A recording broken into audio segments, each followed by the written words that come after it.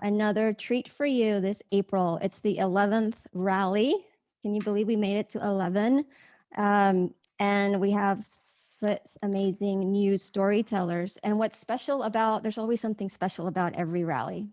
But what's special about this rally is that pretty much all of them, except Charisse, but Charisse probably will join after, are from Humans First Club. If you haven't heard about Humans First, it's I want to say it has been one of the biggest catalysts to get me where I am today.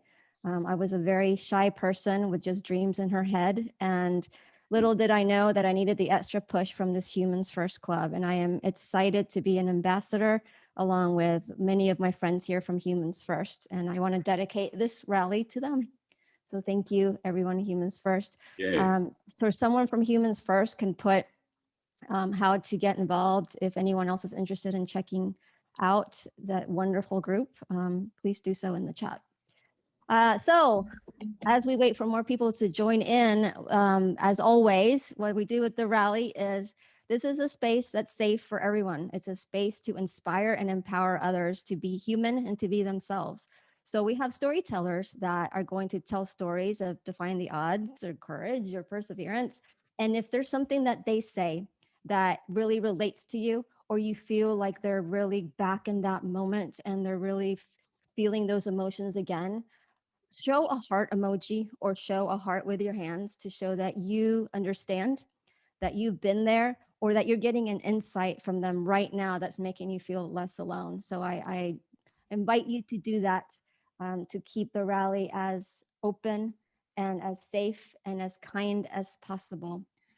So many great people on, so many people that have been in the past. Hey, Jennifer, hey, Ipek, hey, Maribel. Oh my gosh, I want to say shout out to everyone. Cleo, Houston Writers Guild, Ipek, Vic, so all of you, Terry, Linda. So we're going to go ahead and get started. Everyone has about 10 minutes or so to speak. I am not going to watch the time. It's up to the speakers because I know some of these stories can get deep and vulnerable. So are we ready to get started?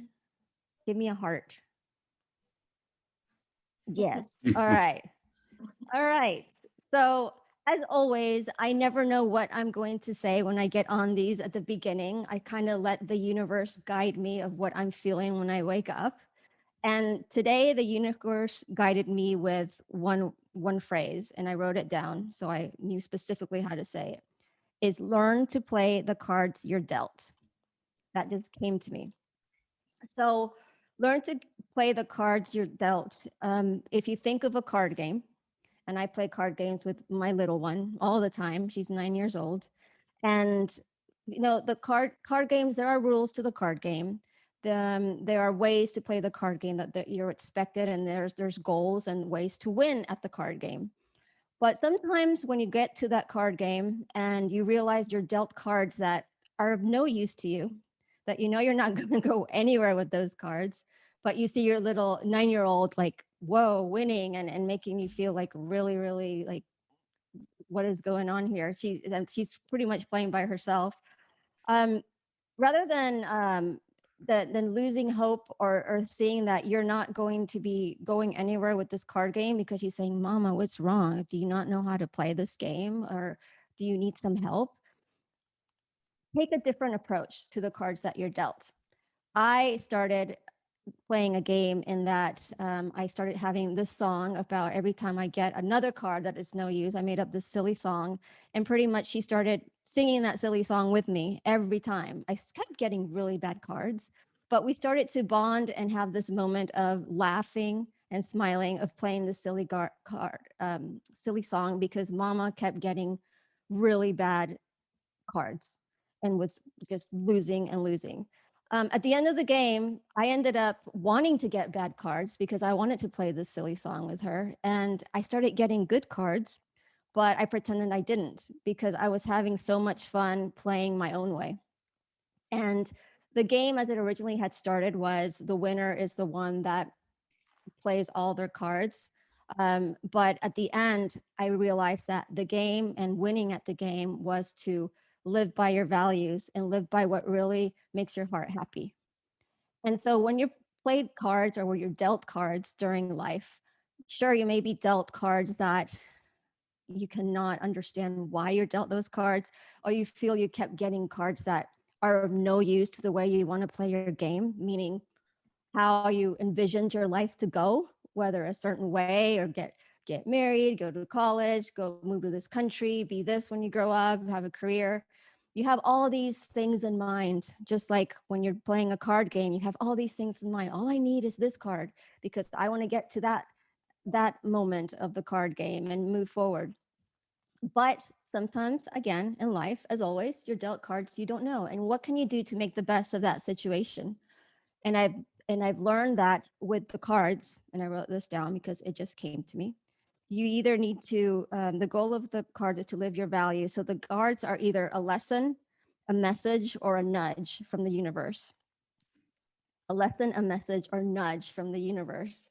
So every time in life when you think you're going a certain way and you get thrown off, think of it as, instead of saying, oh, woe me, poor me, why does this happen to me? Think of it, is this a lesson, a nudge, or a message from the universe to try something new, or make myself really be creative and think out of the box, where the game that I'm playing, whether it's the decision I'm going to make or the career path that I want it to take or the trip I want it to do, it may not be the exact game that you planned for, but perhaps it's an out of the box way to teach you something and to let you grow into the person you're supposed to be.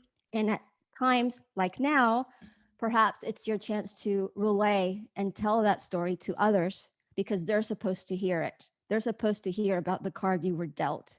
And because they heard the card you were dealt and you overcame that, then that makes them stronger. So that's all. That's all that came to me today about cards. And because of that, it really taught me something. And I hope you remember to pay attention to the cards you've dealt and think of it as a message, a nudge, or a lesson. So now we're going to get started. Who's ready to get started? All right. We're going to start first with perhaps the most amazing rock star that I know, because she is a rock star. I don't know how else to describe her. Um, Teresa, I've known her for maybe 2 years. Never met her. Never met actually most of the people here online for face to face. But she is a rock star of everything she does, but of the Humans First community, and she is so genuine, so knowledgeable, and so giving with her time. She loves seeing people succeed, and she is not shy to give people the extra push to be themselves. I really admire you, Teresa, and I'm so glad that I don't know if you realize, but your strength and the way that you are and the lessons that you have portrayed through your own words and messages have really made me feel stronger in my drive to be who I am. So I'm honored to have you, Teresa. Oh, already. Thank you so much. I'm already emotional. And I've been emotional since I was on my run this morning. And I think it's incredible that what came to you was dealt cards, because that is the theme of what I was thinking about this morning, is that my dealt card of who my mom was, who my mom is. Someone in your life you don't really get to choose. And so when you invited me to be part of this, in part because I'm like, can I be part of the next one?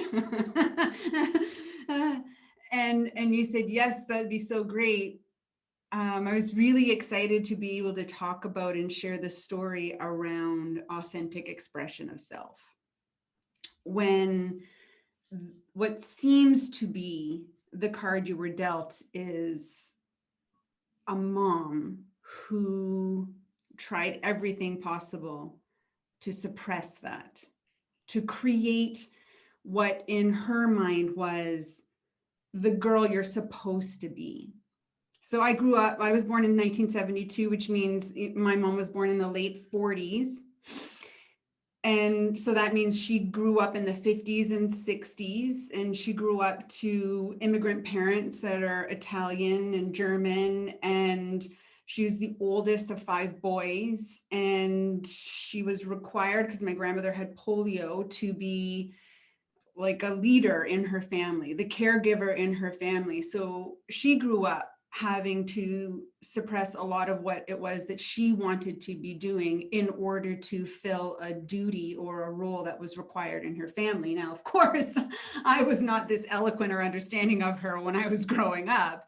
I was way more defiant and way more judgmental. And in fact, I used the word hate quite a bit. I hated my mother because I hated how she treated me. I hated how she made me feel. That there was a level of conformity that was required. As a kid, the way that I was supposed to dress, in a dress, being a girl, that my hair needed to be long. When my hair, it was blonde and really white blonde. And as soon as it started to get a little bit sandy brown, my mom took me to the hair salon to dye it blonder. And it was uncomfortable because in the 80s, blonde hair dye then was not as gentle to your skull as it is perhaps nowadays. And my method of fighting against it was to be defiant. Was when she was away, I found the scissors and I cut my hair. And because I couldn't see the back, it was a mullet. So it wasn't the best haircut of haircuts you could get. But I remember as I was cutting it, I was starting to feel like, oh, there I am. That's who I am. And as I put on the sports t-shirt and the shorts and I went outside and played football, basketball, baseball with my uncles or the neighborhood boys or my peers at school, I felt free. I felt, oh, this is me. This is who I am. And I tried to seek out as many opportunities as possible to be in that space. And yet, of course, under a roof for 17 years, that exhaustion of defending who I am and who I wanted to be, while also working so hard to resist the conformity. And there were moments in my life I remember where the opinions of others did matter more than my own. That the need to conform meant that people stopped shaming me. And it was nice to not be shamed. So it was nice to not have to deal with those conversations for a little while. But inevitably, if I went a year and let my hair grow, I felt less and less like myself. Every time I put on a dress, wore makeup, let my hair get longer, sat with my ankles crossed, did all of these very feminine labeled things, I got further and further away from who I was. So, and that was an exhausting experience to be in. So I remember a couple of really pivotal moments that sort of shook me to my core and provided me with a greater insight as to why it was necessary to continue to stand up and voice who I am, why it was necessary to continue to do the inner work to have a level of self-love and self-confidence that didn't matter what other people were saying. And one of them was I had returned home after living away from home for quite a number of years. And I was walking in the mall with my older sister. Do you remember when we got to walk in malls? To walk in a mall again. Anyways, I digress. So we're walking and we see my aunt. An aunt that maybe I would have seen 3 or 4 times per year. But at this point, I'm in my early 20s. So my aunt and I would have seen each other multiple times over the course of our life by now. And my aunt sees Jennifer and she's like, oh, Jennifer, hi, how are you? Good to see you. And how's the family? And I'm just standing like right beside my sister. And Jen's looking at me and looking at her. And we're having this conversation. And then my aunt says, and so who's your friend? And I started laughing and my sister was like, it's Teresa, like my sister, Teresa. And she's like, oh, Terry. And I went, oh, hell no. Like, I don't go by Terry. I've never went by Terry. So I said, well, Auntie, it's Teresa. And my sister shot me this look of like, how dare you correct someone on your name? And so as we walked away, I said, what was that look? She said, how dare you correct someone on your name? I said, well, why wouldn't I do that? Like, my name's not Terry, it's Teresa.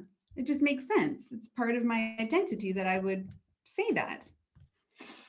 So we ended up having this lengthy conversation, but it stuck with me in that, like, why wouldn't I correct someone else's perception of who I am so that they could be clear on who I am? The next instant happened, maybe, I think I was about 25. And I had moved through about a couple of years where my hair was like short, long, short, short, long. And I was home one year and I cut my hair like super, super short, very similar to this. And as I was visiting with my mom in the kitchen, we were having what I thought was a pleasant conversation. So it was a unique experience to us. We don't often have pleasant conversations with each other, at least not at that age. And she said, honey, I really need to ask you something. I was like, oh, okay, Mom, what's up? Are you a lesbian? And it's like, oh, well, that is an in my head, that is an interesting question. Where is that coming from? And so I simply asked her the question, where's that coming from? Well, your hair that, you wear sort of masculine clothing and you're thin and you don't wear makeup. And I said, but Mom, the clear definer of being a lesbian is that you love women, like same gender, and that I would be in relationships with them. And no, that's never happened. So is this the only criteria you're going off of, is that my hair is short and I don't like to wear makeup? Yeah. Wasn't that interesting, Mom, that there is a container by which you need to define me, that there are labels that you need to define me. And I think it's important in this moment, Mom, for you to know how that makes me feel. That throughout my life, it's crushed me. It's crushed our relationship. And she left the room.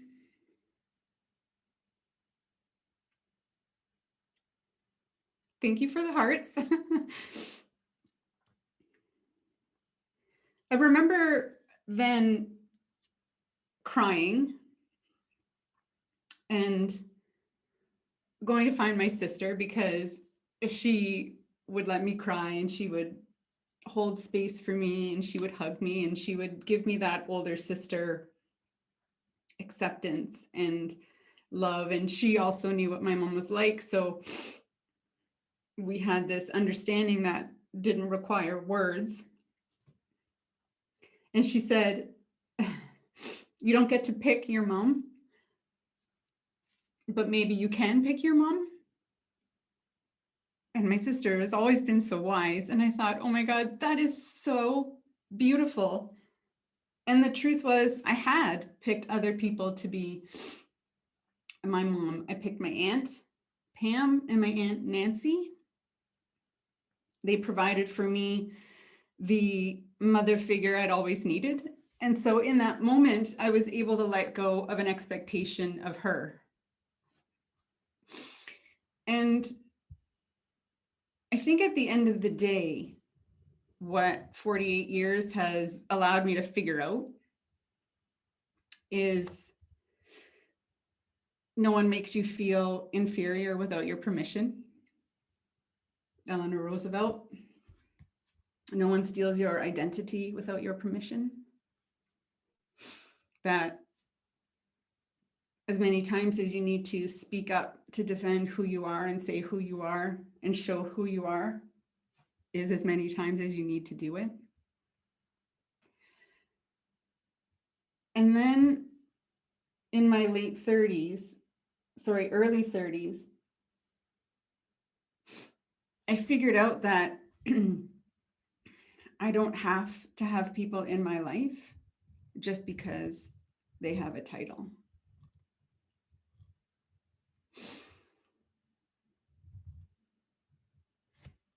that realization gave me the courage to set boundaries of how I was going to allow people to speak to me, to treat me, to define me. And I'm happy to say that I haven't looked back. I'm also happy to say that it's infrequent now that my mom says things like that anymore. Although she does still buy me makeup and I just like give it to somebody else. Instead of like getting all like hot and bothered about it, I just like, thanks for the makeup and the perfume. And then I just re-gift it to somebody else. She buys me anti-wrinkle cream and then I just re-gift it to somebody else. And she buys me flouncy dresses and I just re-gift it to somebody else. And I'm like, that's okay. She doesn't have to be okay with who I am. I have to be okay with who I am. And it stopped being exhausting. Because as soon as I stopped needing to have to prove anything to her or really to anyone, it stopped being exhausting. And in that particular journey, what I also discovered was the inner work of acceptance, despite the external pressure, because it's not that it doesn't show up, it does, it just doesn't bother me anymore, has allowed me to actually extend a greater level of kindness to other people. So the inner work, having not done it enough before, limited my capacity for kindness for other people.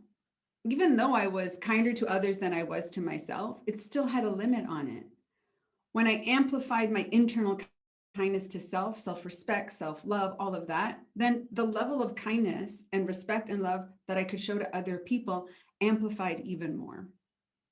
Sort of unabandoned.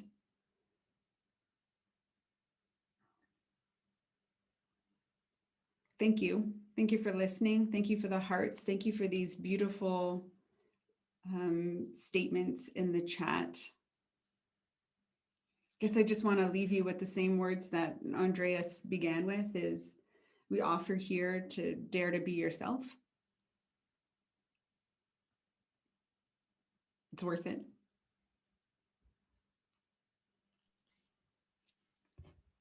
Thank you, Teresa. That was amazing. I did not know any of that about you, actually. And it goes to show everyone that no matter how you see people, whether you feel like they're the strongest people, and they everyone has something, everyone has a story, and regardless of who they are, regardless of title, regardless of how you perceive them, everyone has gone through something. And I don't believe a person that says they haven't. Because we're human, we're not perfect. And I love what you said, Teresa, because I can also relate a lot. Some of us that have been brought up in critical environments. It doesn't mean because someone has a specific title in your life that you have to feel sorry for yourself and compare yourself with others that are lucky to have either family members that live up to the expectations that we were told in society what they should be.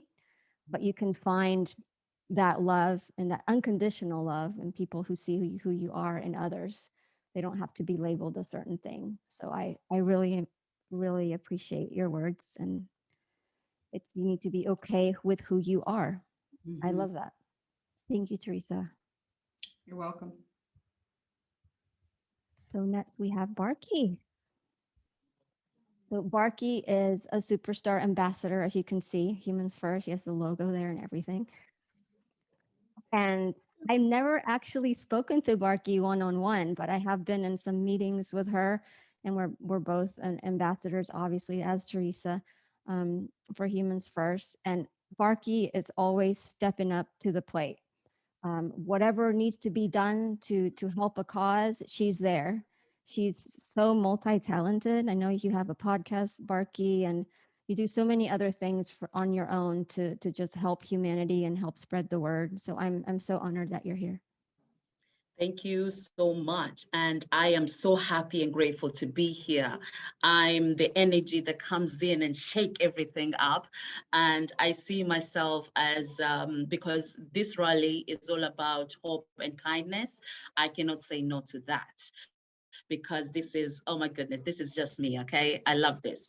For anyone who doesn't know me, my story is so long that I cannot say in 10 minutes. So what is happening is that I have to shorten it. And so today I'm going to ask you, what is your name? Please put it on the chat in a way that is lovingly and it's amazingly that you want to share who you are by writing your name. And that question I had to ask myself over and over again. So one day I woke up in the morning, or is it evening? I wasn't sure. I was kind of like everywhere. So the first thing that I faced was the mirror. And that mirror, when I looked at it, and I was like, oh, excuse me. Sorry, I'm looking myself in the mirror right now, guys, okay? And I'm just like, who is this person? I could not believe that. How is that be?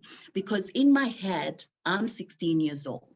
I'm bubbly. I'm amazing. I love life. I'm beautiful. Okay. I'm sexy. Trust me. Hey, I was skinny and beautiful and young. Yeah. And now I'm looking at this face and I'm like, this is like an auntie, guys, okay? This is like you're old and I've got 100 children, maybe, you know what I mean? You're just tired of life. And I'm looking at myself and I'm like, you know, have you ever seen that when people are like just moving to see, am I moving as well? And I'm moving and I'm like, shoot, that's me? How can that be? I'm like, oh my God, this is not me. This me? And you know, when someone says, pinch me, you know, pinch yourself to see who you are. And I was just like, oh my God. For the first time in my life, I woken up.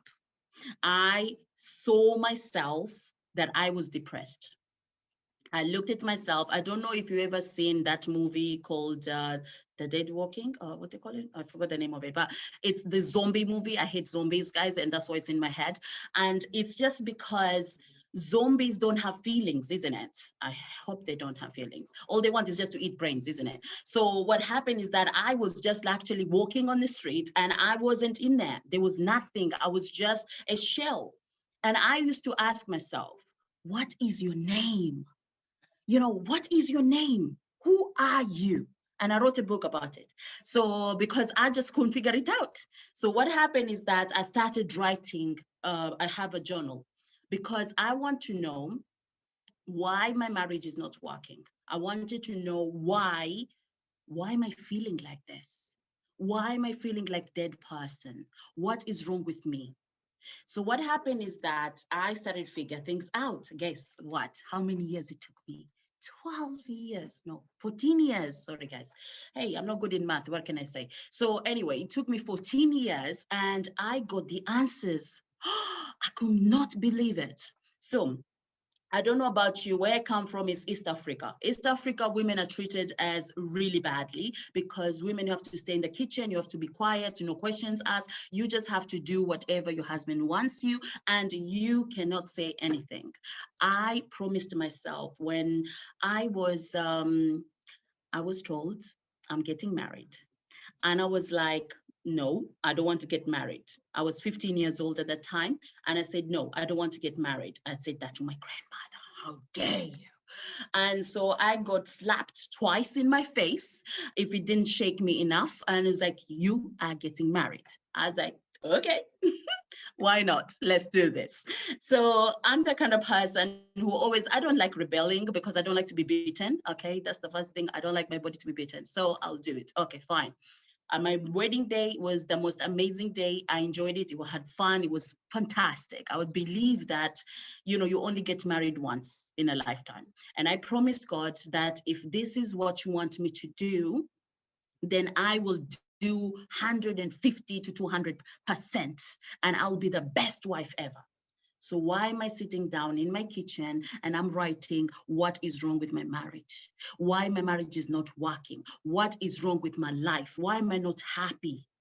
what does happiness look like? I asked myself. And so what happened is that day, I saw my husband coming to the kitchen and everything made sense. Oh, so it's him, not me. I'm looking for the person in the wrong way. And I was like, oh, now it's making sense. I'm trying to make a person, one man, happy, but he doesn't see me. He doesn't hear me. He doesn't acknowledge me. How can I make this person happy? And I used to think that, okay, I was forced, guys, okay, I was forced to get married. It was an arranged marriage. It wasn't my fault, I said to myself, but I didn't understand how can it be, why him? He doesn't see me. He doesn't, know me. He wasn't forced. He chose to go to Africa to get married.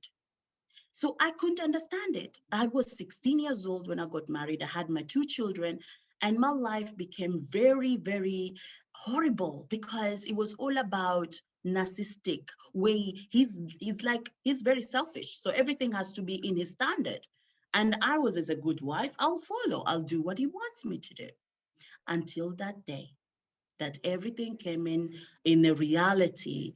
And what happened was that I was in denial because my daughter, when I started noticing that this thing, what he's doing, and I stopped giving him what he was looking for, by gaslighting me, it's not working.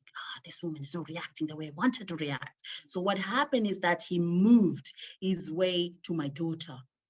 He has this weird way of not liking women or not having trust with women, but a child, that I could not understand. So for me, what happened is that I was like, your own child, your own blood, you're treating her like this cannot be.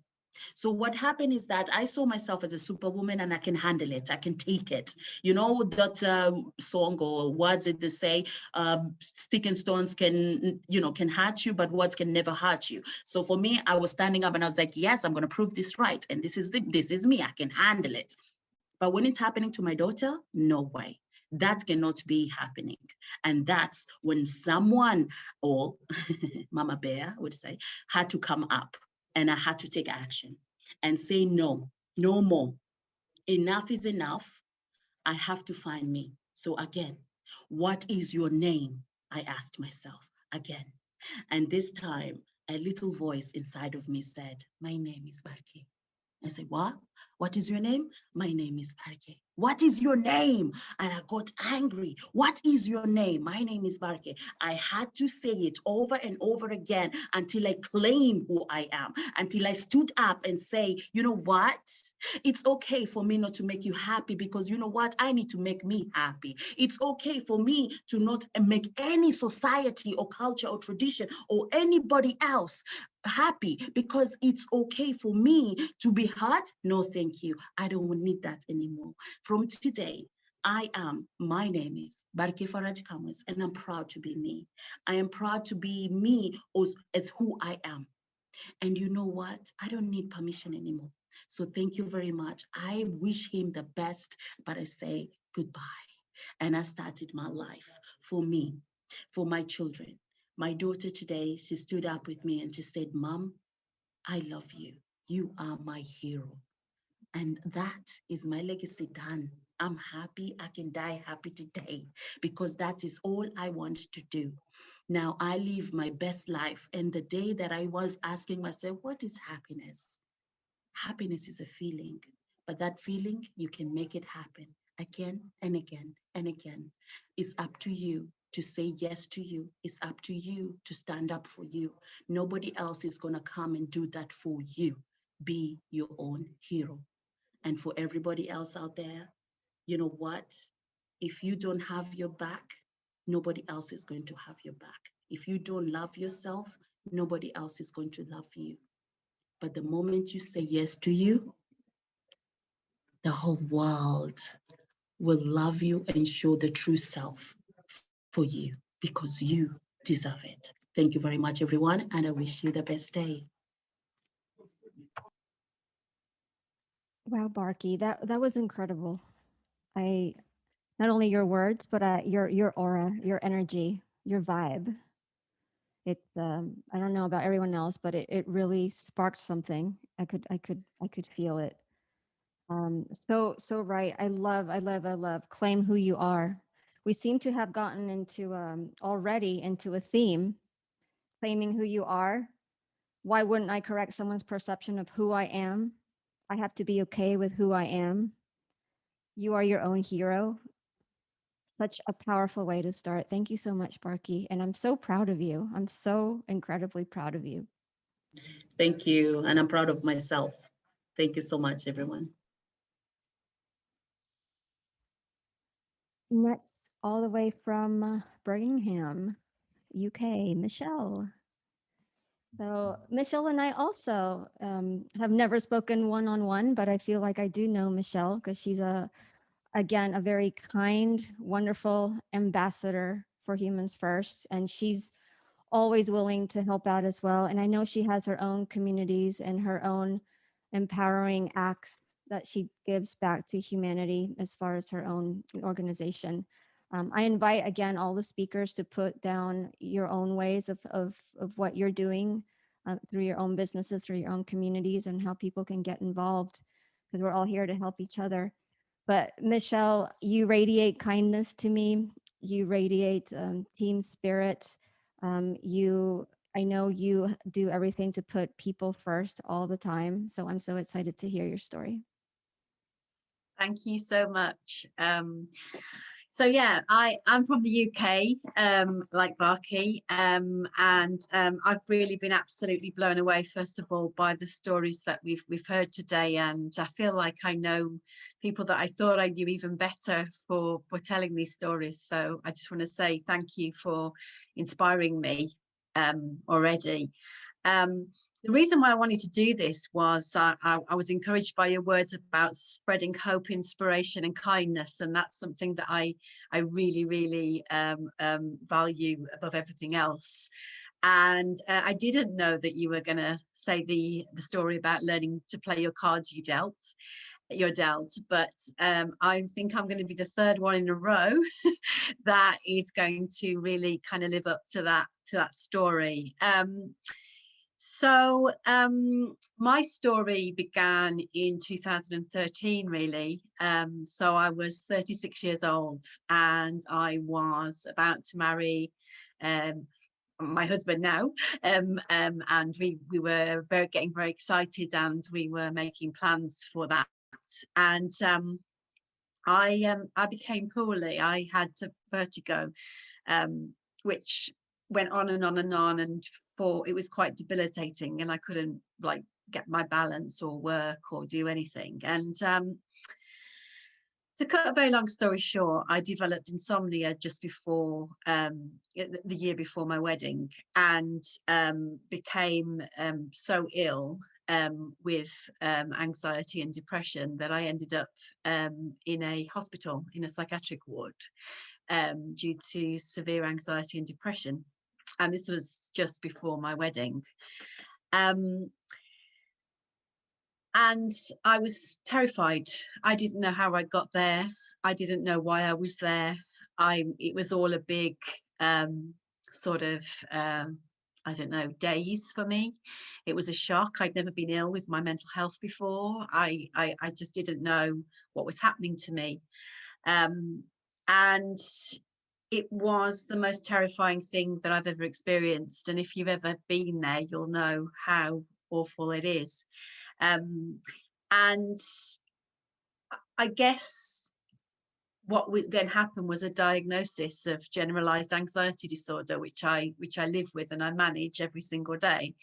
And thankfully now I got well for my wedding, and 6 years later I pretty much manage it very, very well through exercise and diet, medication, and all other things that help me to stay sort of on a level. But what it made me realize is how much other people suffered. And during that experience, what I did was I started to join groups to help other people who were in a similar boat or worse, in a worse boat than me. And so I started we started to have a little group and a little club, and I would come along and say, oh, I've swam, I don't know, 10 lengths today, which was a lot given the fact I got depression. And then someone would come along and say, oh, I've managed to walk around the block. Or one person said, look, I've managed to make a cup of tea today, and I've managed to switch my radio on. And that was how ill some people were. So I kind of, from that moment forward, committed myself to want to constantly raise the bar about issues around mental health and mental health awareness. But also, when I became better again and I was able to start to thrive at life, I wanted to make sure that I remained a role model and was honest and open in my workplaces about the experience I've been through in order to help other people, because I didn't want people to go, oh, you're able to do this because you're a confident and strong person, and therefore continue the stigma with other people that weren't as confident or weren't as strong. As recently as this week, I've agreed to do a case study with a workplace I'm working with at the moment about my own journey and about where I've been and where I've, you know, what I've done to help myself, in the hope that I can encourage others. And whilst I still take medication, I don't feel ashamed of that. I feel that is something that if I was diabetic, I would take insulin. If I had another difficulty, I would do it. And so why should I feel bad that I take antidepressants and anti-anxiety medication and anything that else I do to enable me to live my full life and to be able to speak to you guys today? Because I'm telling you, without that, I wouldn't be able to. And I blog on this subject and things that I have learned to do to help myself. And there were 12 R's that came to mind after I recovered from the breakdown that I had. And I guess it comes back to Andrea's point about the lesson, the messages and the nudge. These were definitely lessons that came out for me. And I won't read all of the R's because it'll go on forever, but a few of them were reading. I got into reading. I found reading relaxing. I refound religion. So that became very important to me. I'd lost that, and I got that back. I learned that the value of responding, which was to kind of give back to people, and how that makes, that compassion not only makes other people feel good, but it made myself feel good too, because I was living to my purpose. And I learned above all to take time to reflect and to be kind to myself. And I think, similar to Teresa's story, I grew up in a bit of a strict background where opportunities to express emotion or be who I wanted to be were difficult. And now I put that above everything else by being completely kind to myself. So that's my story, really. And in my work that I do now, it's all around creating kinder, happier and healthier workplaces. That's it. Michelle, thank you so much. I'm completely in awe that all of you, and I'm honored that all of you are choosing this platform to share your stories and your journey, just for the sake of giving strength to others. And what I'm most proud of is that you're owning who you are. You're owning your cards. And to your point of having anxiety, I've had anxiety pretty much all of my life as well. I'm not embarrassed to say that I have to take medication as well, but I wouldn't know any other way to live because of the anxiety. I wouldn't worry so much about how other people think. And because I worry so much about what other people think, I want to make sure that they're happy and that they hear words of strength and inspiration from others. So I would have never even started half of the things I started if it weren't for my characteristic of being me, of claiming who I am, of having anxiety. So hats off to you as well, to bring that into the forefront and letting people know it's you need to just claim to be you. This is just another thing about you, just like everything else, from your hair color to your eye color to your personality. So thank you for that. Next, we have the lone male storyteller today. Very courageous that he's here, but I am so inspired by Dennis.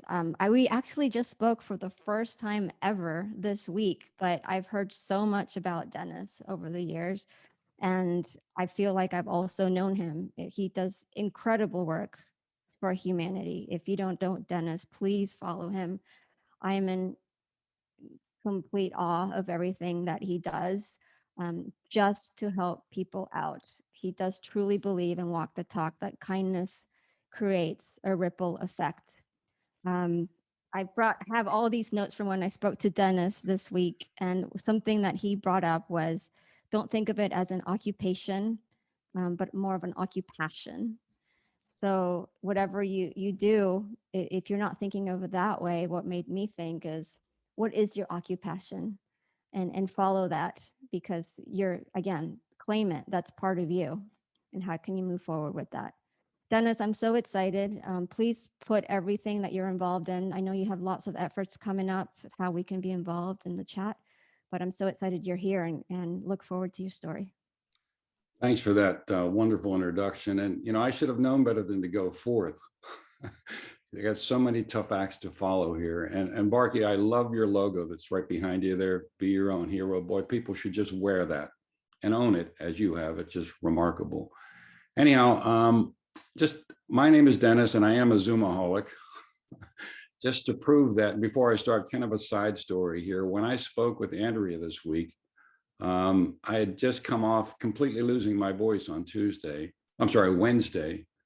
night, Wednesday, and I was up against all the normal calls that we all have and all the normal commitments, but I just couldn't talk, so I had to cancel a few things, and I'd like to attribute it to too many Zoom calls, too many podcasts, or opera singing in the shower, as I've told people. Wednesday, I had some advice from a homeopath, and he said, you know, Manuka honey drops, and then some kind of magical tea, which is what I've been drinking this morning. And then he said, maybe you should just shut up for a while.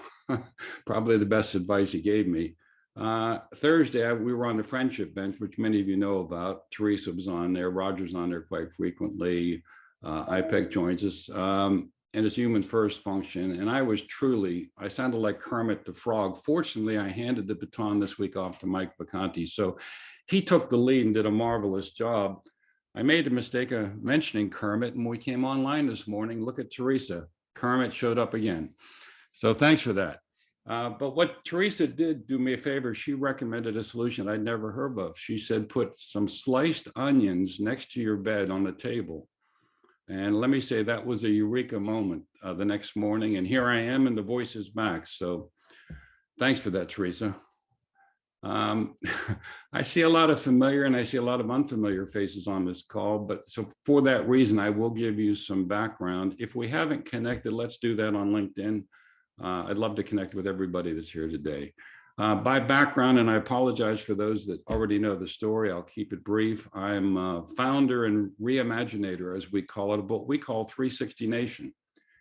And it's kind of an umbrella over top of a whole bunch of stuff, or multimedia stuff. One is Biz Catalyst 360, which is our publishing platform. Again, there's a number of people here that write for us. We have 360 Nation Studios, which is relatively new. And that whole thing started last year because we wanted to start using other means or other medias to capture, produce, and deliver just uplifting messages, streaming them around the world versus just publishing, writing, and other things, and Zoom calls and other things. And we launched Hope Fest 360. Some people on this line were involved. We broadcast that on New Year's Day, and the response to that was just overwhelming. And I don't mean in terms of number of views, just the feedback we got on that magical word that I know Andrea uses, and that's called hope. We learned that people around the world define hope differently. What we thought we would hear, we didn't hear. but it was such a remarkable, such an inspiring, and we learned so much that we felt we had already set the bar so high. So I'm teasing you a little bit. Next week, we're launching the follow-up to that, but I can't tell you what it is yet. Anyhow, that'll be on LinkedIn. And the third thing we do under that umbrella, again, we've got the publishing platform, we've got the studios, and we've got what we call GoodWorks 360, which a lot of people don't know about. And it is a pro bono consulting foundation we launched about 3 years ago. And what we do is we provide what we call mission critical consulting to nonprofits anywhere in the world, and they never pay a dime. It's free. We've been around 3 years. We probably engaged over 36 nonprofits as far away as Mumbai, India. So that's what's all under the umbrella, and that's our version of walking the talk. And, you know, we're not done there. We are a little bit different from most other media enterprises because everything we do is done for good. It's not done for profit, which means we do what makes sense, S-E-N-S-E versus C-E-N-T-S. There's no advertising, there's no funding, there's no hooks, there's no surprises.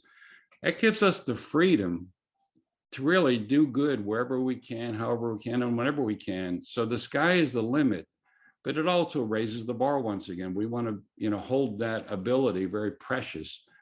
And as I said to Andrea, and she's already mentioned it, you know, our work isn't an occupation, it's an occupation. It's just what we do to spread the spirit and the magic of rediscovering humanity. As you can tell, I go on, but I wanted to give you just a little background on that. Our website has that same story, and it's spoken about more eloquently than I just did. I also want to give just a little shout out here to Andrea for this gathering, because we all get dozens of invitations to participate in gatherings like this over the course of the year. The challenge we have, and I'm sure people on this call have, is, you know, which ones do you go to? Which ones do you choose? How do you balance that? Because you got to invest time, and particularly on a weekend. I mean, that is truly raising the bar for a lot of people. Where's the value? Well, Andrea made this one easy. I mean, the moment I heard about it, I should have heard about it sooner, but the moment I heard about it, I signed up, and that was before Andrea and I talked, and before she asked me if I would join the gathering as one of the speakers. But she made it easy because, I mean, this stands out from so many others because her core mission is simply spreading kindness. There's no hooks, there's no catches. She's doing it for good, which meshes so well with what we believe in. So, and most importantly this isn't just a one-off feel-good gathering, as you know. It's authentic, and I mean that word when I say authentic. It's ongoing, it's monthly, it's heart-based. And we really have the capacity through these stories to truly change the world, one story, you know, one person at a time. So I'm excited that she's actually walking the talk, which we talk about a lot under 360 Nation, and anything we can do to amplify these voices, boy, we love to do it. As far as my story, you know, as a media platform, we've been asked time and again since we launched 9 years ago, and particularly over the last year, if we have any kind of a bias, because people think media these days, and particularly over the last year, they think there's censorship, they think there's something going on, they think you're leaning left or leaning right. And our answer has always been the same. The only direction we lean is forward and for good, which by itself sometimes is challenging, again, over the last year, because we have been challenged on that which we publish and that which we share, but we stand true to what we're doing because we don't do breaking news. We don't take editorial positions. So my story today, it's a little bit less personal than the amazing ones you just heard. And it's about 2 words that can change lives around the world, literally. And again, particularly during this pandemic year and ongoing. It's a story that was shared with me by a friend of mine way back in 2016. It's a lady from Philadelphia. Her name is Cheryl Rice. And it's a story that little did I know, or we know, when I say we, my wife Allie and I know, that would positively change our lives for good. And so many folks, friends, relatives, colleagues, ever since I had that discussion with her. And let me be clear up front, this is not an intended way, anyway, to be a promotion. It's simply another example of how such little effort can make such a big difference when it comes to truly walking the talk of kindness. Let me go back to my friend Cheryl Rice now. Again, this is back in 2016. We were having a chat. It wasn't a Zoom back then, it was a call. And we were talking about something that happened to her back in 2015, late 2015. Now I'm going to read you her words, so I do this story justice, then I'll come back to it. But here's her story. I was standing in the checkout line behind a woman who looked to be in her 60s. When it was her turn to pay for her groceries, the cashier greeted her by name and asked her how she was doing. The woman looked down, shook her head, and said, "Not so good. My husband just lost his job and my son is up to his old tricks again. The truth is, I just don't know how I'm going to get through the holidays." And then the woman gave the cashier food stamps. Cheryl, my heart ached. I wanted to help, but I didn't know how. Should I offer to pay for a grocery? Should I ask her for her husband's resume? I did nothing yet. And then the woman left the store. As I walked into the parking lot, I spotted the woman returning to her shopping cart, and I remembered something in my purse that could help her in a different but hopefully profound way. It wasn't a handful of cash or a lead on a job for her husband, but maybe, just maybe, it would make her life better. My heart pounded as I approached the woman. "Excuse me," I said, my voice trembling a bit. "I couldn't help overhearing what you said to the cashier. It sounded like you were going through a really hard time right now. I'm so sorry. I'd like to give you something." And I handed her a business card, or business size card. When the woman read the only 2 words I'd written on the card, she began to cry. And through her tears, she said, "You have no idea how much this means to me." I was startled by her reply. Having never done anything like this before, I hadn't anticipated the reaction I might receive. All I could think of to respond with was, "Oh my, would it be okay to give you a hug?" As we embraced, I walked back to my car and I began to cry too. What were the words on the card? I'm going to change my background here because I think it'll be a better way to get the point across. Those are the words. You matter. Just 2 simple words. A few weeks earlier, this is Cheryl still talking. A few weeks earlier, a colleague had given me the same card as encouragement for a project I was working on. When I read the card, I felt a warm glow. I came home and I made my own cards up and started sharing them. First, I gave them to family, then I gave them to friends. Even if they weren't in dire straits, like the woman in the grocery store, their faces lit up and their eyes moistened when they read those words. So then I started giving them to people in my community, my dry cleaner. I mean, she went on and gave these cards to everybody. Then she became a little more mischievous. She began tucking them in books in the library that she was taking back. She placed one on the credit card slot at a gas pump. And at the time she was going, this is Cheryl speaking, and she was going through a course in what's called applied positive psychology. And she was trying to learn the science behind happiness and well-being, and maybe it's just good karma, but this you matter moment connected with that. And one of the forefathers in the field of positive psychology, Chris Peterson, said that the entire practice of positive psychology boils down to just 3 words: other people matter. Well, her experience in a grocery store confirmed that telling other people that they matter also matters. People crave connection and they feel more isolated than ever. Every one of us is here for a reason. We're all essential. We need and are needed by others, always, especially now. Now, that was her story from 6 years ago. But the end of Cheryl's story, from my perspective, is the beginning of something so much bigger. Before I go on, let me just take a moment to roll forward now to the world we live in right now. We're just into, we're 1 year into the pandemic. And listen to Cheryl's closing words one more time. People crave connection, but feel more isolated than ever. Every one of us is here for a reason. We're all essential. We need each other, especially now. So those words are just flowing right back to where we are today. And it's amazing how fortuitous they are. Now I'm going to close up here in just a minute with the rest of Cheryl's story, but this will be in my words now, and just how powerful that story was. That little encounter in the parking lot has now morphed into what's called the You Matter Marathon. I don't know if you've heard about it. There's no actual running required, but it was a true grassroots movement that started in that parking lot. Cheryl launched it back in the year in 2017. And the idea was, let's see how many positive connections we can create between individuals within their communities by sharing. Let's see if we can share 10,000 cards. And she started this in November of 2017. It was going to be a 1 month thing. I'm sorry, November 2016. And she said, you know, during the holiday season, people just find too many reasons to feel like they don't matter. So maybe we can do it. And everything Cheryl does, once again, is for good.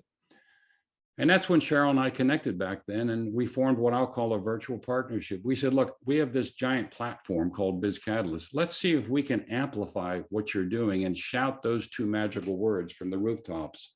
And we had no idea what to respect. Again, back to 2000, that first campaign, at the end of the year, that first marathon, over 14,000 yummies. Now, yummies are ambassadors. These are people that are handing out cards, stepped up and volunteered across all 50 United States and 59 countries and shared a whopping 431,000 cards. That was just in the first month. And then it continued. Now it's 4 years later, last year's marathon, once again, last November, over 2 million cards were shared, over 182,000 yummies across 50 states and now 83 countries. And the You Matter moments, as they call them, just keep coming in, how simple that is. Now, my wife and I started handing out the cards to friends back then, family, strangers. We followed Cheryl's lead and said, let's just see what happens here, because we got to walk the talk of You Matter. You can say the words, but let's see what happens. And you know, to hand that to a stranger, and let me back up, my wife is British. And when I say handing it to not strangers, but family, we would go over to England. And now, no offense to people on the line from England, but the British are kind of conservative when it comes to showing emotions and expressing things. I remember handing my sister-in-law a You Matter card, and she kind of froze in her place. She didn't know what to say. She didn't know what to do. And then I saw the tear coming down. No one has ever said something like that to her. And she didn't have a particularly difficult upbringing, but she wasn't used to that kind of sentiment. And that told us we were onto something. You know, we've always been very involved in nonprofits, as I said to Andrea earlier this week. And about a year ago, several years back, we started handing these cards out to the people we deliver to. We're very involved in Tampa Bay's Meals on Wheels, and you're delivering to shut-ins and homebound and primarily senior citizens. And to tell those folks that they matter, you may be the only person they see that day. And if the only two words they hear are that, boy, does that pick up their spirits. Now you roll forward to the pandemic. We didn't have the benefit of face-to-face contact with these people anymore. So what did we do? We decided we would start a phone bank, and we're going to reach out to those same people that we can't see right now, still delivering meals, but we couldn't go in the house. We couldn't talk to them. They had to be left, 6 feet from the front door. So we started calling them, not just for a well-being check and to have some conversation, but we always ended the call with those two magical words. And that just continued to resonate with those people. So, it's priceless. It's such a magical way to touch people's hearts, lift their spirits. But don't take my word for it. Give it a try. You don't need to join a marathon. You don't need to even print cards. You don't even need them. You can just pick up the phone when you get off this call today, call a friend, call a neighbor, call an aunt, call an uncle, somebody you haven't spoken to in a while, and just say, I'm just calling to tell you matter. That'll surprise them. Most people call with a reason or a purpose. Now, that is a purpose. If you can't do that, use it as an email signature, just 2 words, you matter, or a text to somebody. And I think you'll be surprised and amazed at what a difference it makes. And it does become habit forming. We do it. There's so many stories I can tell. I'm not going to tell the actual stories because you can create your own, but I'd like to close with a quote, as I always do on our friendship bench. And this was written by somebody we all know. His name was Anonymous. And here's the quote. People love you for who you are. You are different. You are unique. You are magic.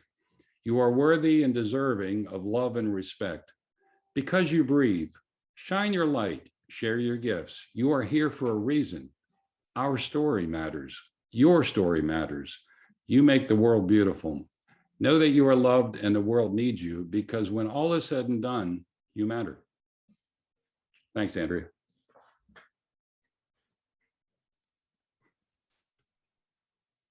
Dennis, thank you so much. I have so much inspiration through your words. I definitely am going to join that You Matter movement in all respects. I love the card idea too. I can't wait to get that started from my part of the world.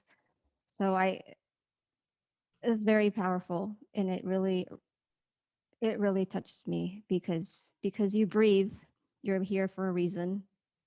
You matter. So don't ever take that for granted, because we're all miracles. We're all here living and breathing for a reason. Thank you so much, Dennis. My pleasure. My next storyteller I'm so excited about is Katia. And Katia and I had a very fun conversation a few weeks ago, I think it was. And I can relate to so much of what Katia shared with me. We have a lot of the same interests, a lot of the same drive, but some golden nuggets that I took away from Katia is every week do something crazy. And I'm like, oh man, that sounds amazing. And I found out that every birthday she does something crazy or just lives an experience. And I know she had just celebrated her birthday, so I couldn't wait to hear what she had done. Um, but at the end of the day, she's taken a lot of bold moves in her life, which I'm sure she'll talk about. And you have to always know, regardless of the situation, you always have yourself. That's something that she said, and I wrote down. And sometimes you may have to let go of everything to follow your dreams. So that has really resonated with me, Katia. I don't know if you realize that, but it's become part of my mantra. So I'm so excited that you're here, and welcome. Thank you. So, Ola from Lisbon. So, I'm in Portugal. And I'm actually, I was really looking forward to listen to the stories. And I'm like already full. I'm like, like in Rio already, because with all these things, I'm writing down so many because it's so inspiring. And I can relate to so many things. But what is really, and what is in my mind since this morning is we are all a gift, and we have gifts that we can share with the world.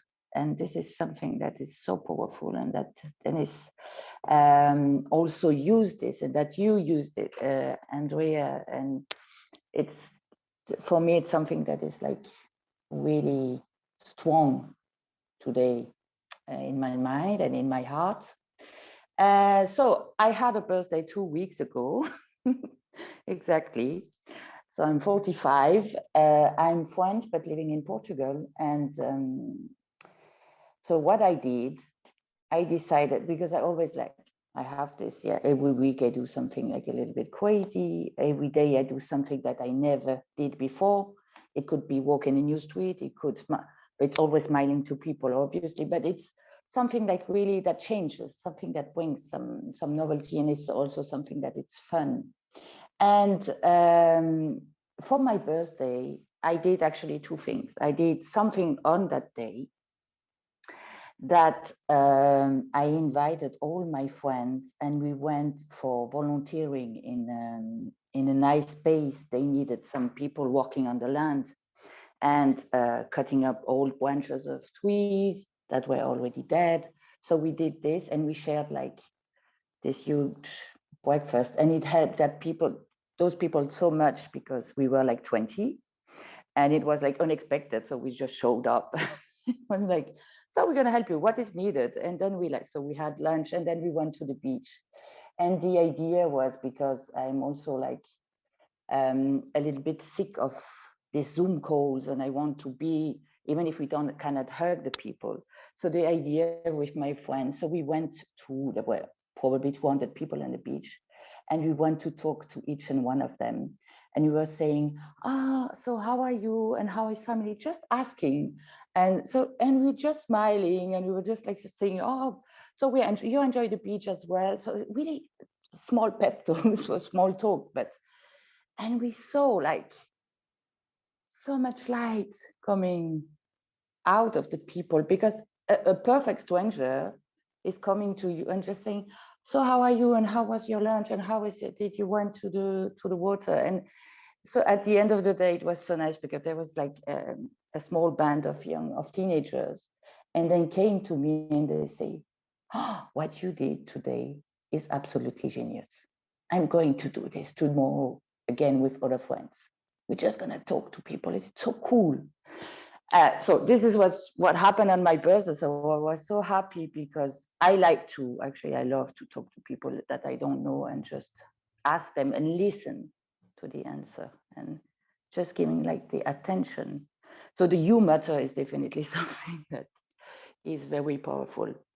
But the story I'm going to talk to you about is about one step, one decision that can change everything in your life and you don't even know it.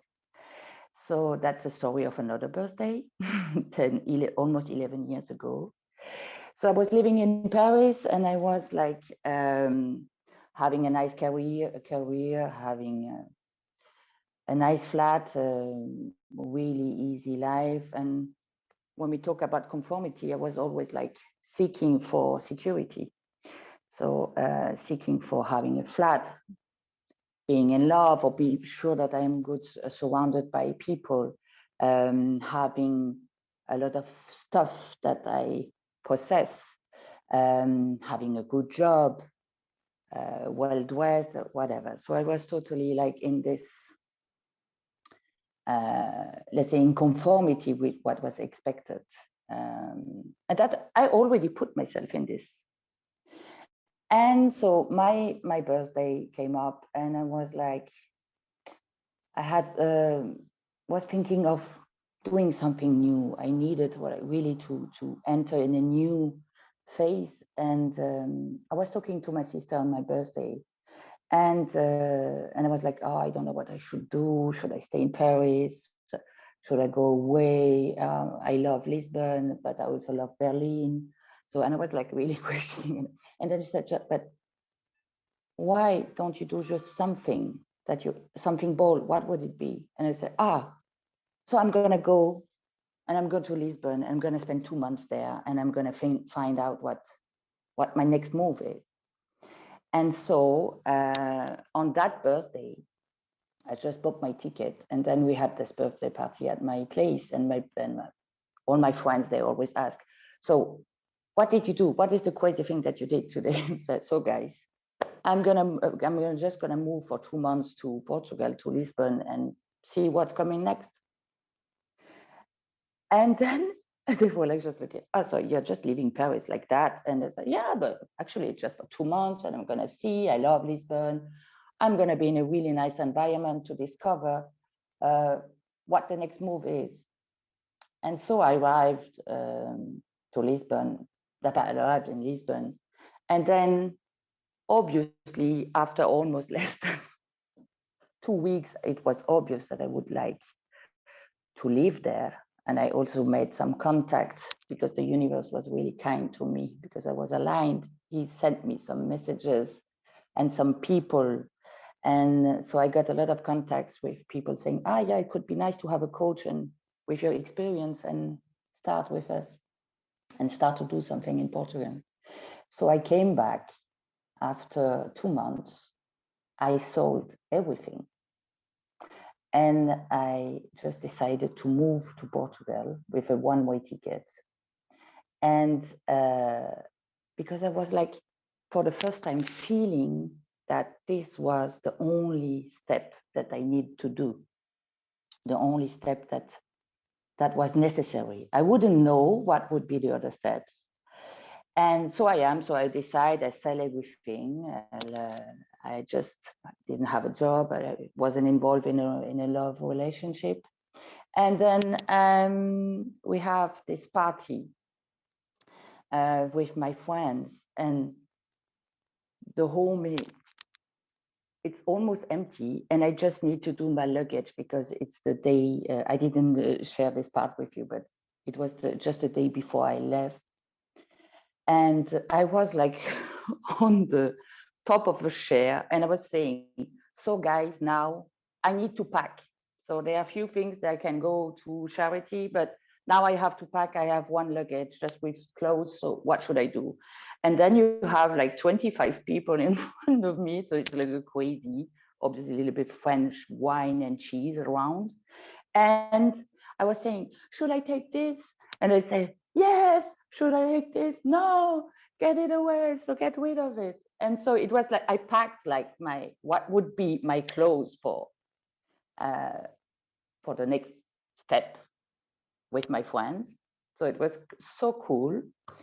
And then the other morning, I was about to hand off the keys of the flat to the new owners. And so I was like in this empty flat, and I was just having the phone. It's the only thing that I only had at that moment. I had the phone that I owned. That's the only piece with the two luggages.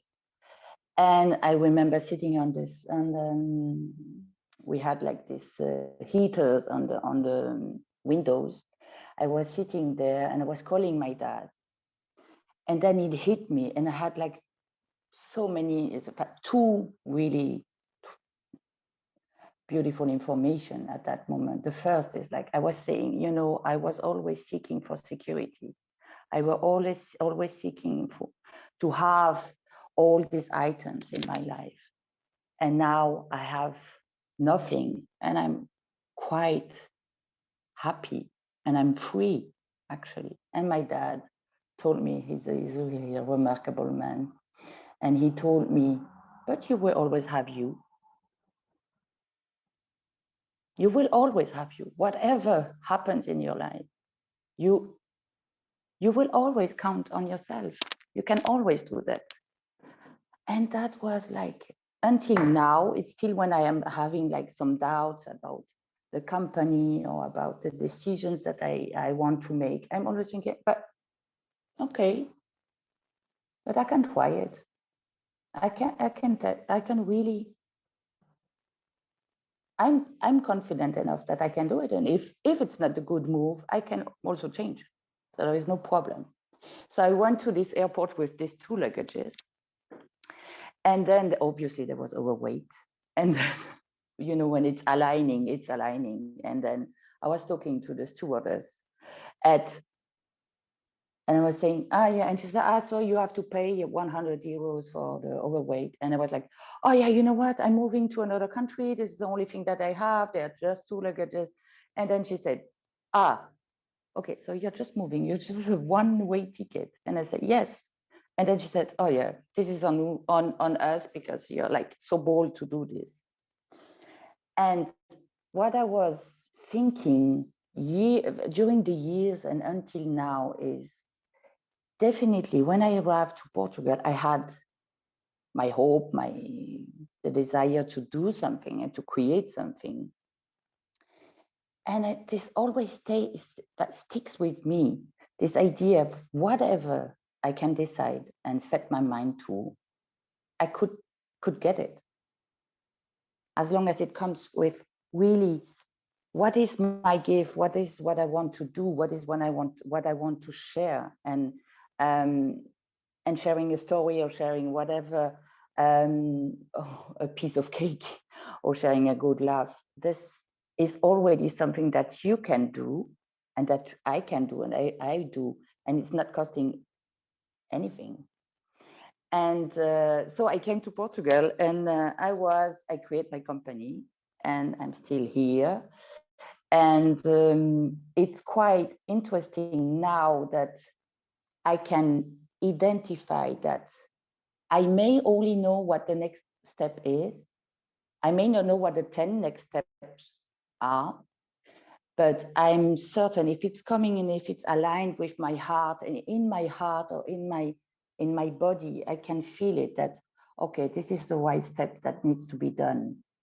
And from that, I can also know that when I am that place and connected to my heart, I will know what the next step will be, because I also know that I'm going to be fine.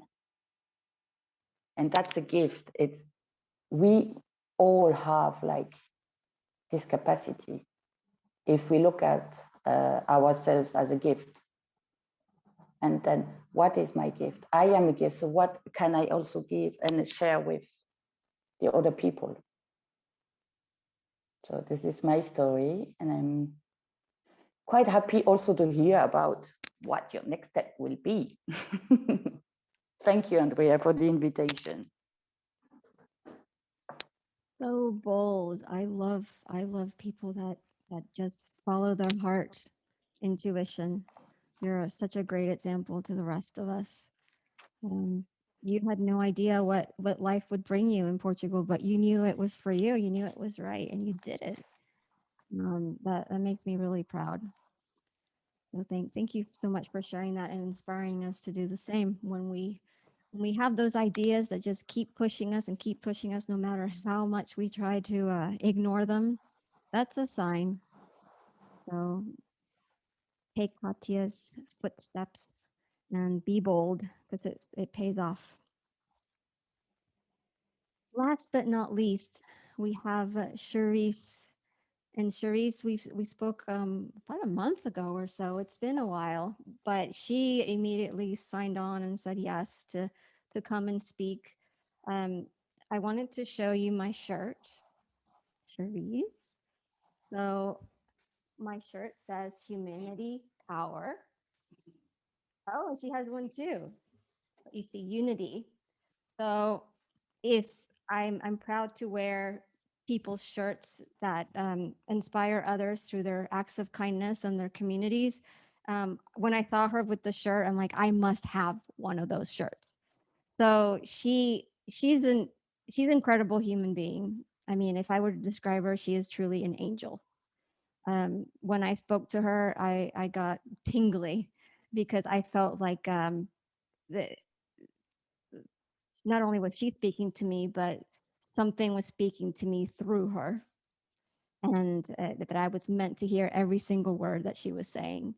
Charisse, before you get started with your story, I want you to share what you do for the community, because that really is remarkable. Thank you for being here, Charisse. Thank you for having me. And it's been a pleasure holding space and hearing all of these stories and just being around these amazing humans. So this is the best Saturday start to my day. So like the shirt shows, it's humanity power. The unity that's in humanity is lit up because there's unity in our humanity. And for about 2 years before I started Humanity Power, I had been feeding our community. And I got inspired to do that after the birth of my 5th baby, and a neighbor brought over food. And I was just like, I don't have to cook with all these kids. And I was in postpartum. And I was like, everybody needs food delivered. And so I put out on Nextdoor, anyone, doesn't matter what your status is, doesn't matter if you, what you make, what you don't make, sign up and I'll deliver food to you. And at that time I was going to Costco and getting the chickens from Costco and vegetables and all this stuff and delivering it to the people. And then when the pandemic hit, I wanted to be safe. And so I teamed up with Domino's, and in my community, I've fed over 500 people, tons of families. And I rolled this into, it's called Third Thursdays. So now I've rolled this into Humanity Power, which has just become a nonprofit, so I could expand this out to the world. We just started a unity and community cleanup, and this was my second one, bringing the community together because there's unity and community. And the first one, 22 people showed up. This last one, over 50 people with kids, dogs showed up, and we just cleaned up the neighborhood. And one of the things that I'm focused on is ending the isms that are harming our humanity. And we can't do that unless we have unity. And so that's the work that I do within the community. And Humanity Power has really helped me embrace my humanity. So if I get impatient, use that humanity power, use that like humanness to really go forth. So that's a little bit about Humanity Power. Thank you, Charisse. Thanks for sharing. And I put the link to where people can learn more. And a lot of people want your t-shirt too. So get ready. Nice. And they all have different meanings. So the one that Andrea is wearing is called The Truth Will Teal, which is about the truth in our humanity. The one that I'm wearing is called Amplified Orange, which is amplifying our humanity. There's a respect the rainbow, respecting the colorfulness of our humanity. And then there's a classic. So, and they come with stickers. So it's like all really awesome. It's really cool. And they're super comfy. I sometimes sleep in my shirt. Okay, I want to, I was wondering, what am I gonna say? What story am I gonna tell? And this story has a lot of ebbs and flows, but it ends on a high note. So the story I want to tell you is about my lesson in forgiveness. It has been the biggest lesson that I've ever had to learn, and it has been the most beneficial throughout my life. And this story starts when I was 14. Up until that point in my life, I had gone through very happy stages as a kid. And then in my teen years, just didn't do so well. I had lost my grandmother, who was my light, and I just went off and did whatever. And during one of my adventures out on the road from leaving home, I ended up getting raped. And I remember the whole thing.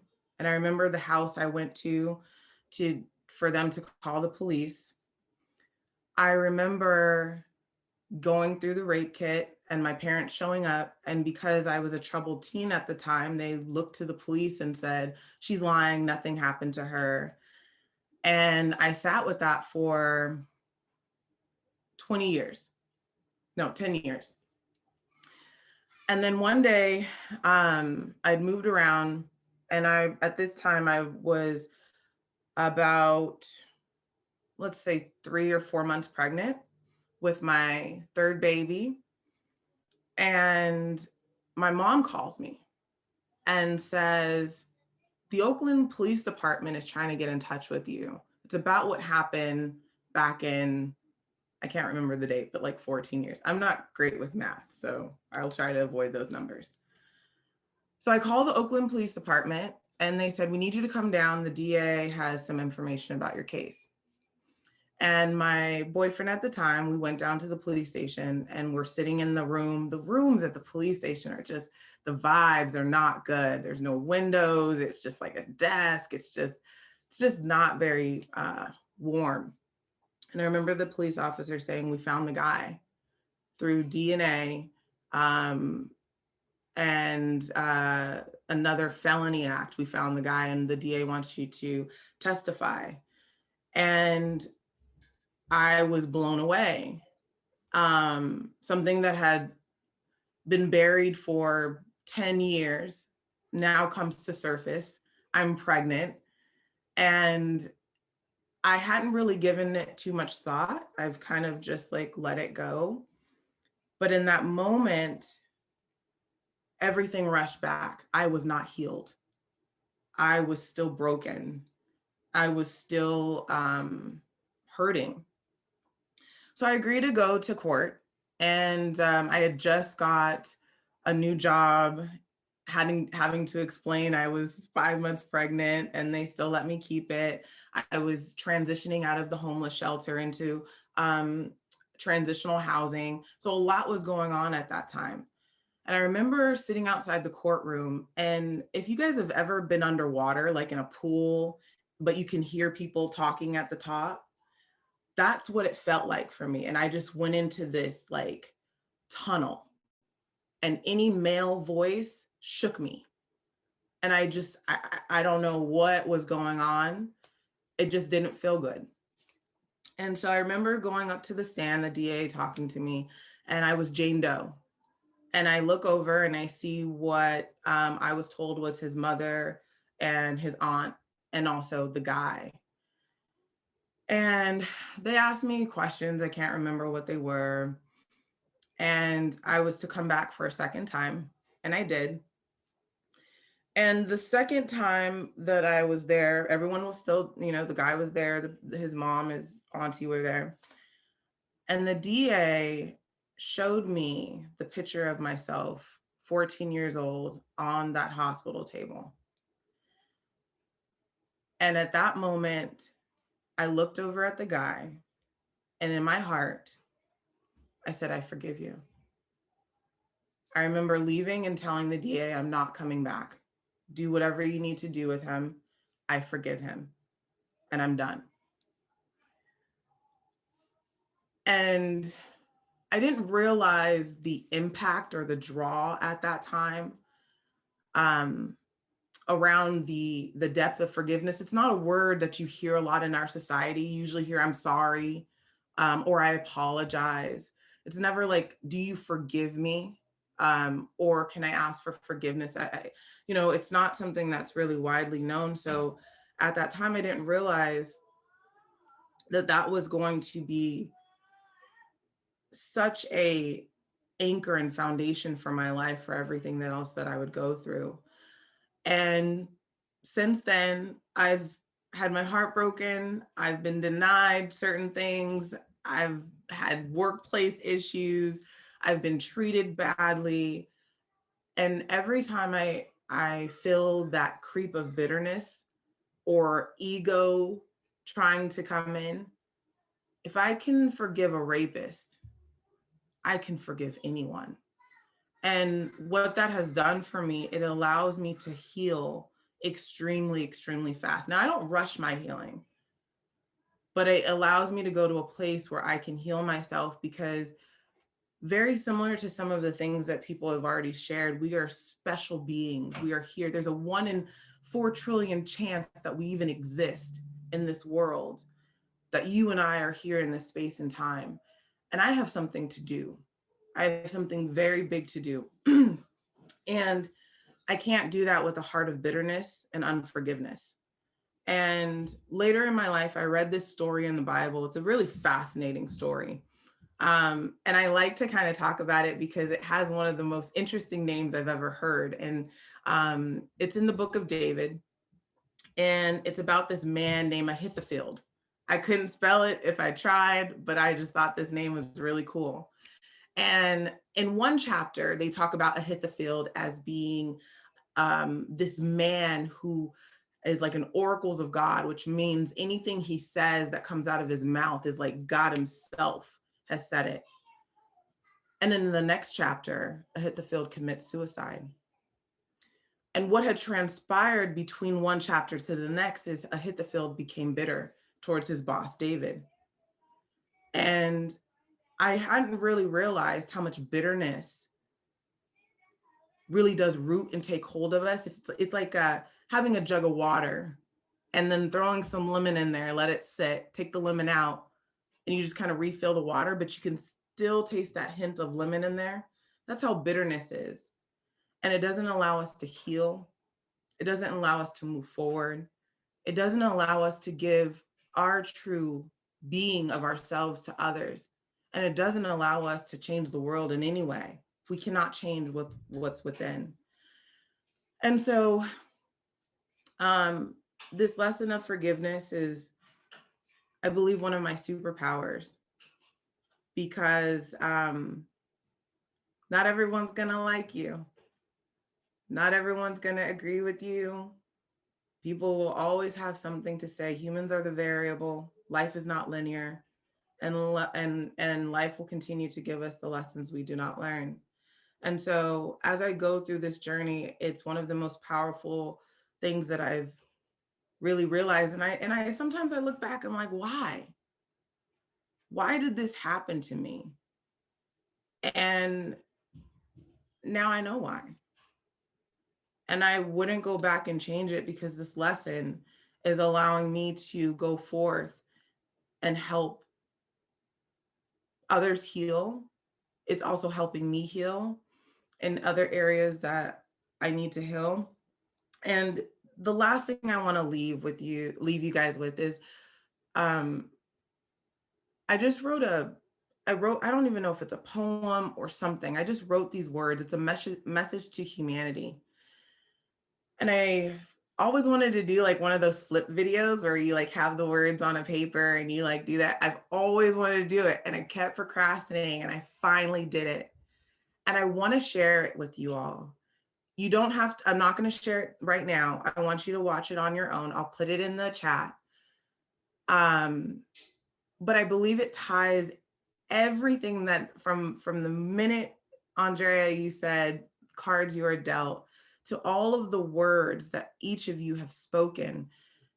I believe it ties very beautifully into our time together. And so I'll share it with you all. And that's my story I wanted to share about forgiveness.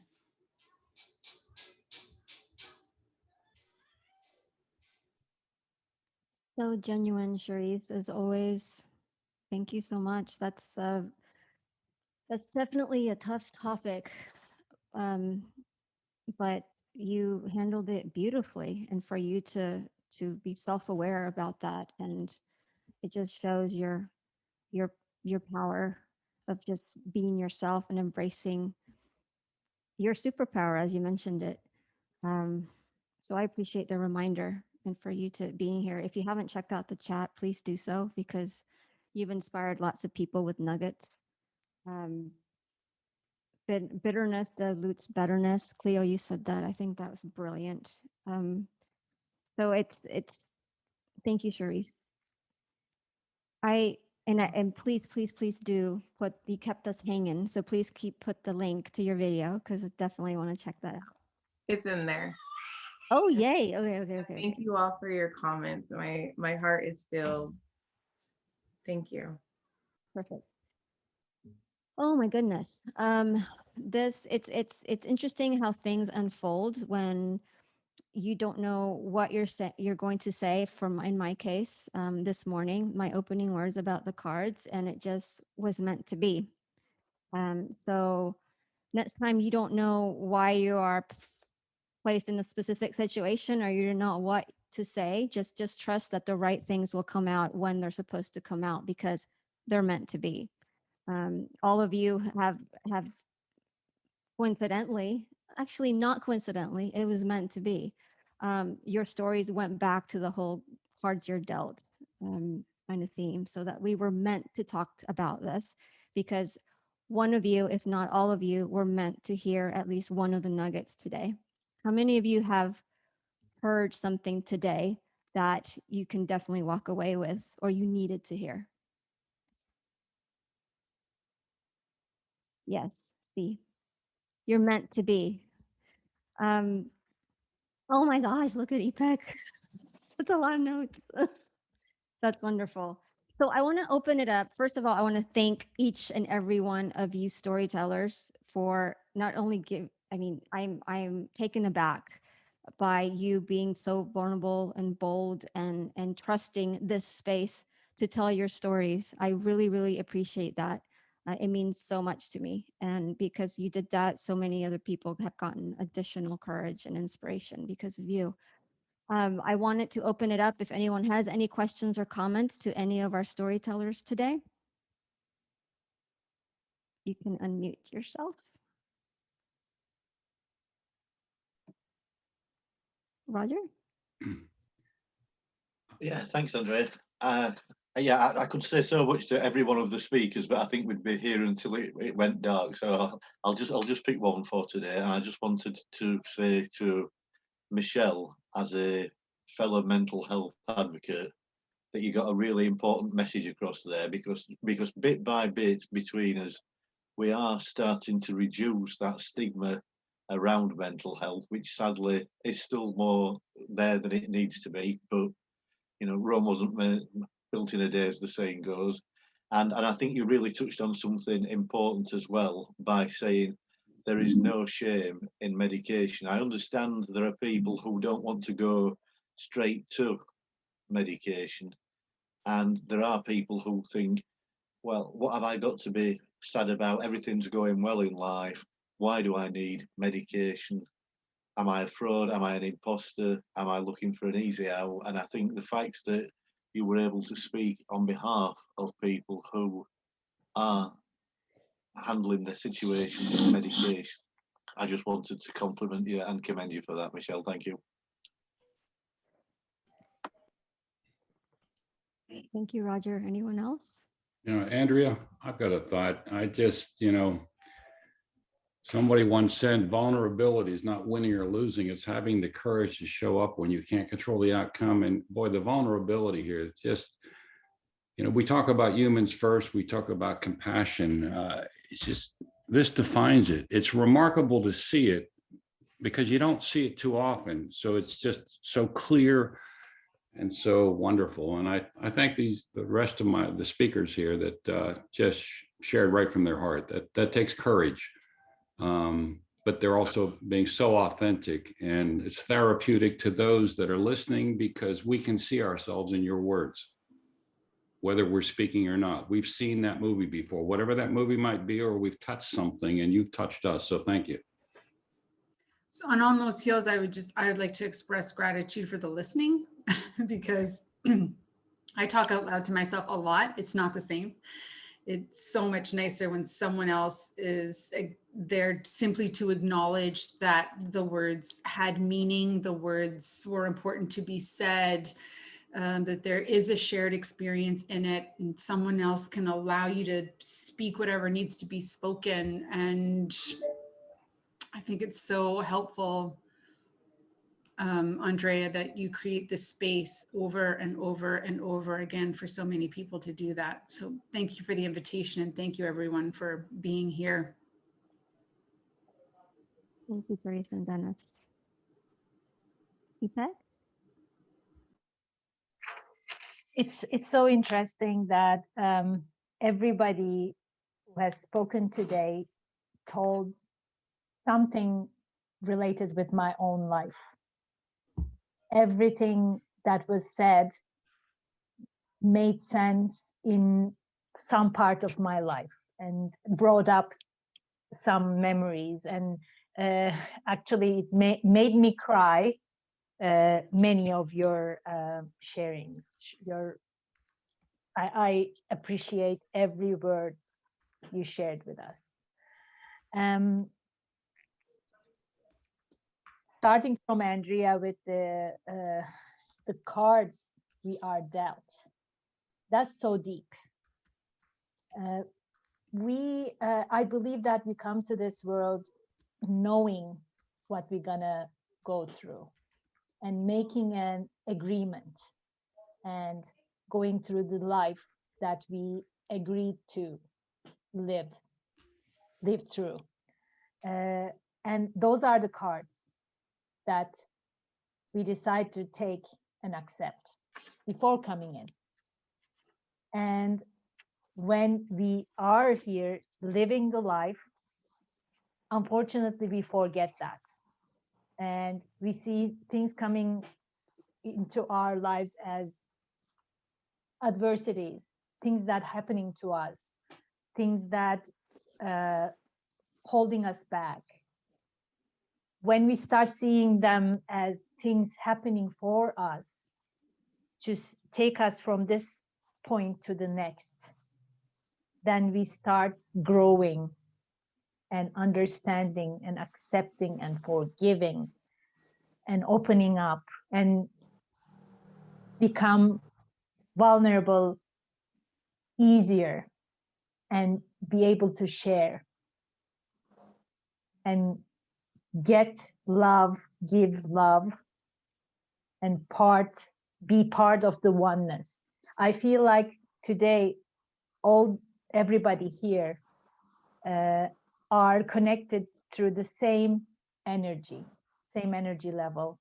We are so connected, and thank you for creating this platform, Andrea, and thank you everyone for sharing your amazing stories. You all inspired us today. Thank you. Thank you, Ipek, for your very kind words, and for everyone's kind words on the chat as well. I am working on getting a YouTube channel up to put all of these on. It's getting a little slower than I wanted, but yes, we will have recordings up for those of you that want to look at it again. Anything else from anyone? Theo? Hi, everyone. I just wanted to say I feel like it was meant for me to come and join you guys today on the topic of dealing with cards. And some of you that know my story, I've been battling with accepting these cards that I've been dealt with, along with my psychotherapy. And I'm glad you guys touched on the basis of mental health and ending the stigma because I'm working on that as well. So every one of your stories, I feel like it was meant for me to hear today, one on forgiveness and telling people you matter and not being ashamed of wanting help, whether it's medication or talking to your friends or reaching out to your family. Um, I thank you guys for that, sharing your story. And I thank you, Andrea, for continuing to place this safe space for our people like us. Thank you so much, Cleo. If you don't know Cleo, you were in the very first rally. She kicked off this crazy idea with me, and she was one of the first speakers. Cleo is so strong. She's gone through so much, but she just keeps shining. Cleo is also a writer, so I want to connect with you. Obviously, Dennis. She has amazing stories to tell. And I know based on, it seemed to have a lot in common with Charisse based on her giving heart and what she does for the community as well. So now my dogs are barking, so I need to play these cards that I'm dealt. Can I just add something, Andrea? Yes, Katia, Speaking of cards, because I love that we create each and one of us spaces for let life happen and let's to connect people, and that we open our hearts and that we also receive the gift that we are meant to receive today. So thank you very much, Andrea. I'm really deeply grateful that you created this space. And speaking of cards, I also got a oracle card of metamorphosis from my friend on my birthday, and the card this morning was spreading love. So we are definitely in it. It's definitely the day. Meant to be. Wow. So thank you. Yeah, I'm gonna send it to you. It's so beautiful. It's really, and this is coming from the energy that you launched today. So, and I already have, and I also have. So thank you. Thanks so much for sharing those words. Anyone else? Got 2 words for everybody. You matter. Can I just say something, Andrea? Thank you for today to everybody. I wasn't sure I was going to make it because I was so tired this morning, but I'm really glad I did. It's been magical. So thank you all. Thank you. Wonderful. I'd just like to say something about what Teresa said, actually, if I may. I just think that whole thing about finding your identity and knowing who you are and being proud of who you are is just such a really important lesson that I wish in my own life I'd found out before I was in my mid-30s. So anybody younger than that, please take that on board. But yeah, that whole thing about stereotypes and people trying to make you be something that you're not. It's so impressive when it really leaves an impression on you. And I think a while ago, Andrea, you did this thing at Humans First where you had this plasticine and you put these bits of plasticine on about how people molded what you did, and that our experience as children is so profound and stays with us. So I just want to say credit to you for, I suppose, fighting back and finding your own identity and living to that, and that's a really inspirational thing I'll take away from today. So thank you so much, Michelle. You know, the journey really is, just from my experience, is learning the best way for you to navigate that space. Because when I was younger, I was quite defiant and aggressive in my approach, more likely because it felt so uncomfortable when people were trying to put the pieces on me. And so I had that way of going about doing it. And that usually just got me in trouble because nobody likes the sassy kid with the sharp tongue and all of that kind of stuff. So, you know, I got spanked a lot and disciplined quite a bit. Didn't really stop me from doing it. It's just, you know, I was that kid. And then as an adult, that method in my 20s was it was exhausting to do that, because that kind of temperament wasn't really an expression of who I am or wanted to be. And so stepping into being that aggressive person was earlier, I can't remember who mentioned it. It's like poisoning your own river. And so figuring out how to articulate and set boundaries and just speak the truth of who I am. And then, oh, you don't like that? Well, I guess then you won't be part of my life. Like getting to that space of going, actually, it's okay for me to do it this way. Oh my God, this is so much easier than the other way of doing it. I don't have to fight it so hard. I just have to let people go, oh, you don't like it? Well, that's your choice. See you later. It was so much easier to finally get to that space. And yeah, so thanks. That was wonderful. Yeah, so you can actually breathe. I understand. Mm-hmm. Lisa, I know you had a few words. Hi, my name is Lisa Bailey, as you see, and this is my very first time on here. I'm a member of Houston's Writers Guild. I just started all the new things in my life, and I identify with each and every person who spoke on here. I really appreciate you allowing others to come and join, and I was touched by every story. I thank you for that, and I came in. So I wrote down quite a few of your quotes, but I liked this one of them. Look at yourself as a gift. And, you know, sometimes you don't look at yourself as a gift. Sometimes you look at yourself as maybe, sometimes the way people want to treat you as an annoyance instead of a gift. But you can accept yourself as as yourself, and then identify yourself. Identify what you can do to help this world be better. And then you don't have to worry about others, how they identify you. You have to look at yourself in a certain way. So I really appreciate everything you all have contributed today. And man, all of it was just awesome. So I thank you.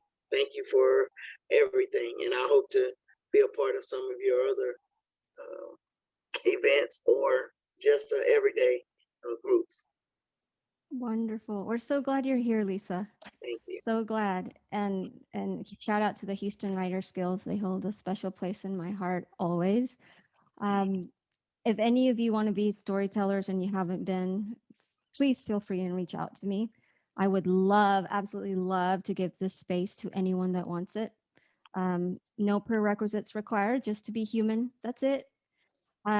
We have a few minutes left, and I wanted to see if we can close. I don't know if it's possible to close on any more powerful note than what our storytellers did, but through some quotes or nuggets that you got from this session. I know Lisa just shared something that she wrote down. I can start is think about how you can be your own hero.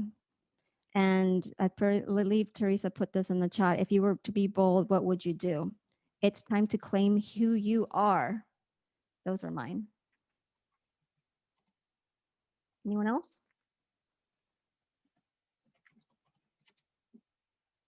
You matter was one for me.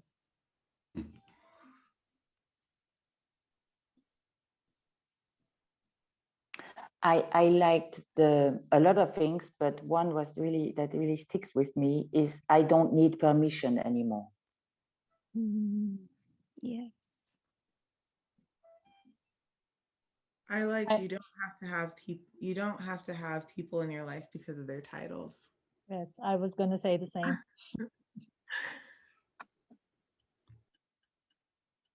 Good one. I really resonated with why wouldn't I correct someone's perception of who I am? I'm just going to echo what everyone else has already said and pointed out, because it's been amazing. And when I start talking, it's hard for me to shut up, and I haven't started today. I know we don't have enough time, but I'm speechless, and I love and appreciate all of the stories. Charisse, your series of t-shirts, I love the fact that there's messaging behind each one of them. I definitely will be checking those out, but every story that was shared here today touched me in a unique way. With the forgiveness piece, I have trouble with that. So you're a big woman. I got to tell you that. So thank you, every one of you. Andrea, amazing, amazing, amazing stuff. I love this space, and thank you for allowing me to be part of it. Thank you. Guys. Thank you so much for sharing, Maribel. Always, always welcome your thoughts. So any last words? We're going to keep going. The next rally will mark a full year of rallies, which is crazy. I thought it was going to be a one-time thing. And then I'm hoping to do something special for June. So more to come on that. But again, if you like this, if you got something out of it, continue to spread the word. Know that we're here every last Saturday of the month. I'd love to have anyone that would like to tell their stories or needs a platform or a specific nudge to own who they are, because this is a safe place, and we're here to support each other. Thank you guys so much for being here, storytellers. You are amazing. Thank you again for your time, and all of you. It is a weekend, and you chose to be here, and I'm honored that you are here. So have a wonderful weekend, and I hope to see you next time.